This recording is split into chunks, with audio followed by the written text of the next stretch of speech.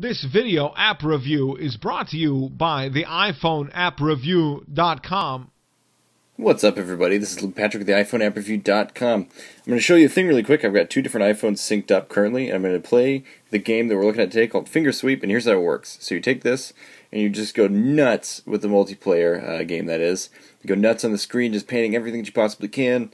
For the set time limit, it's supposed to be 30 seconds, but I had to start this a little late because I needed to sync it up beforehand. But this is what's happening. Two different devices, everything's going everywhere, it's nuts, and at the end, you get a big tally.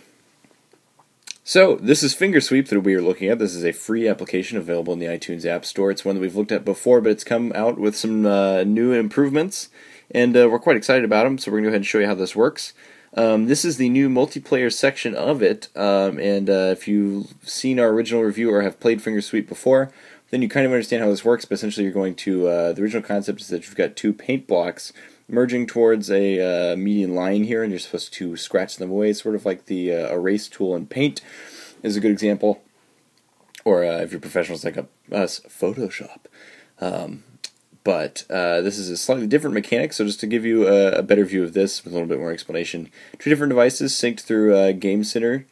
Let's see how this works. I can get to paint early, apparently. This was synced up before, so I don't know what's happening here. But essentially, both screens you get to paint. You'll go like this, and then whoever has the most paint on the screen at the end of it, which is going to be me this time because this one failed to sync.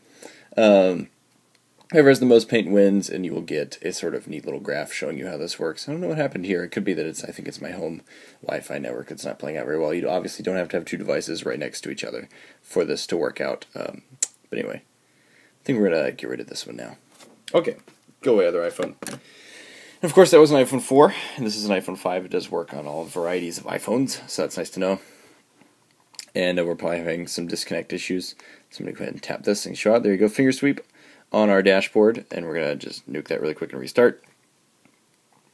But anyway, go through the whole loading sequence here so you can see the full glory of it. So you've got survival, which is the single player, and then multi, which is scribble, is what it's called, scribble, plus some other things. You can turn off vibration if you don't want it. More on that in a second. So that's the multiplayer. We like it a lot. It's a great new addition, and obviously it's nice to see developers continuing to support their applications and come out with new ideas. We like that a lot. It's actually a whole lot of fun. And it's nice to set up a quick game with someone. It pings them beforehand. It will actually show you at the top.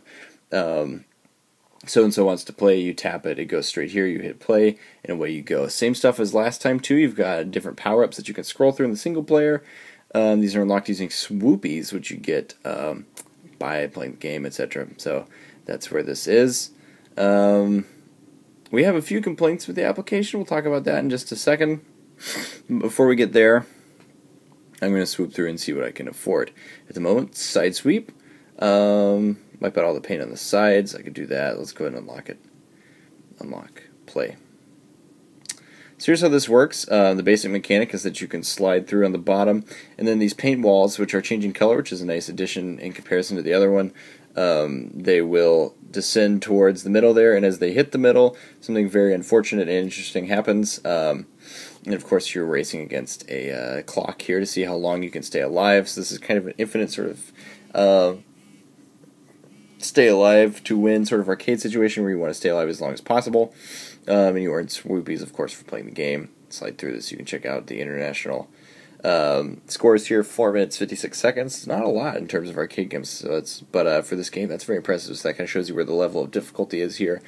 And of course, you can retry at any point. We're actually going to quit and hit survival.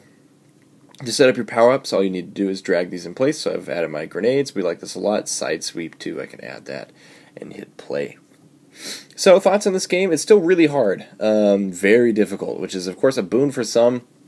For others, not so much. Ideally, you could play this with a friend, too. Either of you just... obviously, you could just kind of hand this over like this, and then both people could do that. That'd be quite nice. It'd be an efficient way to get it done.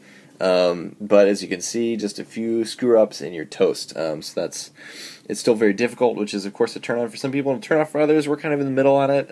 We enjoy difficult games, but this one is extremely difficult, so just keep that in mind.